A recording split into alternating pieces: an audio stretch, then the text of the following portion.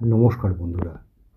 বিগত পর্বে হতাশাবাদী মানুষকে বা নৈরাজ্যবাদী বা নেতিবাচক মানুষকে চেনার উপায়গুলি আপনাদের সামনে উপস্থিত করেছিলাম। আজ তারই বিপরীত আশাবাদী মানুষকে চিহ্নিতকরণের কয়েকটি বিষয় আপনাদের সামনে উপস্থিত করার চেষ্টা করছি।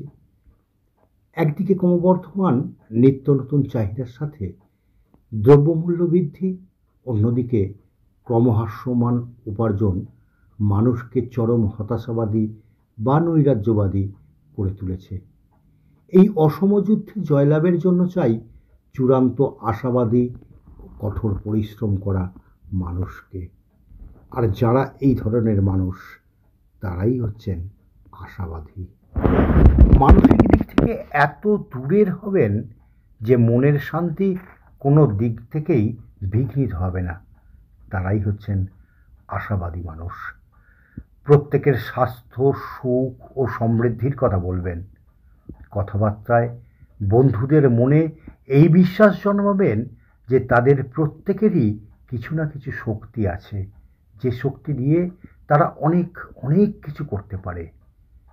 প্রত্যেকের বিষয়ের উজ্জ্বল দিকটাকেই দেখার যিনি চেষ্টা করবেন তিনিই হচ্ছেন আশাবাদী মানুষ। কেবল শ্রেষ্ঠদের বিষয়ে চিন্তা করবেন, শ্রেষ্ঠ সংস্থার জন্য কাজ করবেন এবং সবচেয়ে ভালো ফল প্রত্যাশা করবেন। নিজের সাফল্য যেমন উৎসাহিত করবেন বা উৎসাহিত হবেন, অপরের সাফল্যেও তেমনি সমান উৎসাহ বা বেশি উৎসাহ দেখাবেন। অতীতের বিচ্যুতি ভুলে গিয়ে ভবিষ্যতে সাফল্যের চেষ্টা করবেন। প্রত্যেকের জন্য থাকবে স্মিত হাসি। নিজেকে উন্নত করার জন্য এত সময় ব্যয় করবেন যেন অপরের সমালোচনা করার জন্য অবশিষ্ট আর কোনো সময় না থাকে। এত বড় হবেন যে উদ্বেগ ও দুশ্চিন্তা কাবু করতে না পারে। এত মহান হবেন যেন ক্রোধ না বশীভূত করতে পারে তাকে।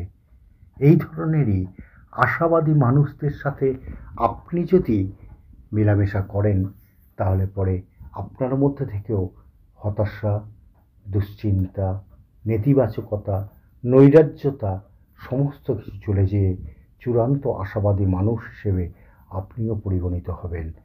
আর আপনার ভিতরের যে সুন্দর সুন্দর প্রতিভাগুলি রয়েছে, সুন্দর সুন্দর গুণগুলি রয়েছে, সেই সুন্দর সুন্দর গুণগুলিকে, সেই সুন্দর সুন্দর প্রতিভাগুলিকে বিকশিত করার জন্য আপনিও লড়াই করুন, এগিয়ে চলুন, নিজেকে প্রস্তুত করুন। ধন্যবাদ সাথে থাকার জন্য। ভালো লাগলে একটা লাইক, কমেন্ট, শেয়ার করবেন।